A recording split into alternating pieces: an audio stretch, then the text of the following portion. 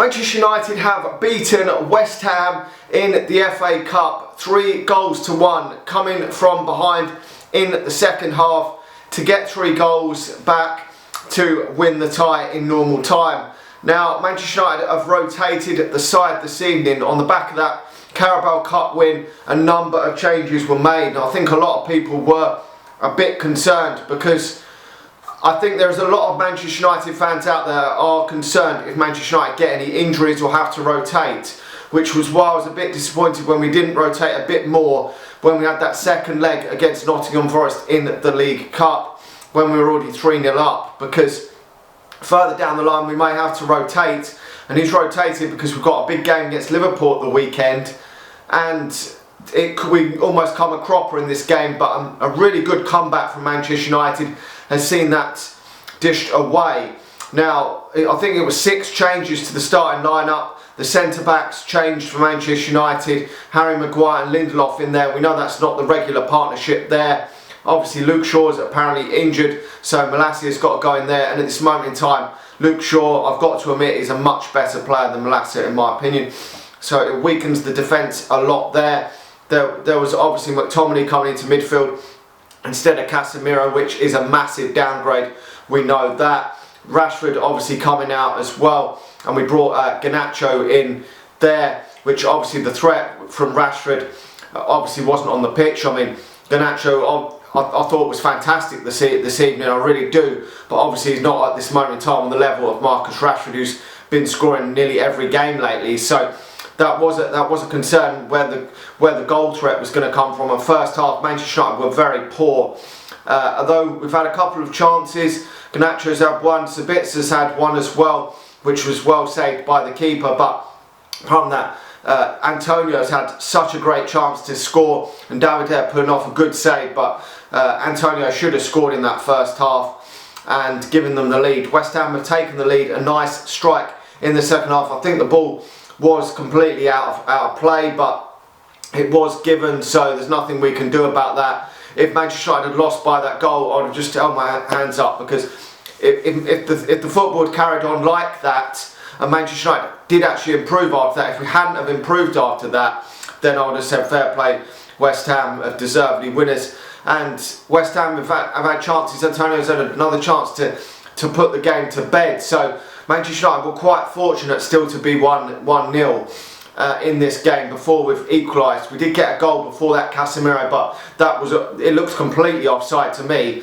even though for some reason the VAR took ages and said it was minimal offside. It looked straight away like it was offside to me. So I knew that would get chalked out, but we have finally scored. It ended up being an own goal, which has broken the deadlock for Manchester United. And then we've scored another couple of goals late on into injury time. That Garnacho strike, a really nice strike from Manchester United. I mean, he's had to bring on a lot of the first team players in that second half. I mean, and Anthony was very disappointing again this evening. He's had a lot of hit and miss games this season, and I mean, he needs to have a look at Garnacho's performance tonight, because he was really on his game tonight. He was man of the match for me. Definitely always looking to take players on and try and get a shot away, or in the first half got a dangerous crossing for one, which no one ended up getting on the end of. But he's just looking to take players on. He's exciting, and I did say before, he may not make it at Manchester United at this moment in time, may have to go out on loan, but if he can put in more performances like that, then he can warrant a start in this Manchester United team. Definitely, he was fantastic tonight. We're going to, obviously, because he's a young man, we're probably going to see a couple of them games and 4 or 5 underwhelming performances because of his age. That is just a thing. At that age, the consistency just isn't there from many players at 18. It's very rare you see consistency, but it's great to see him score again. And we've got a lot of competition. The reason why I said maybe a loan wouldn't be the worst option for me, but if he continues to obviously play like that, we will not loan him out because of the competition for places on the wings. I mean, with Rashford, obviously Sancho's not there tonight, Anthony, you've got so many options. You've got Ahmad, who's to come back next season and will be looking for first team football. There's so many options there that Manchester United can play out wide, but it's that centre forward position that there isn't enough options for.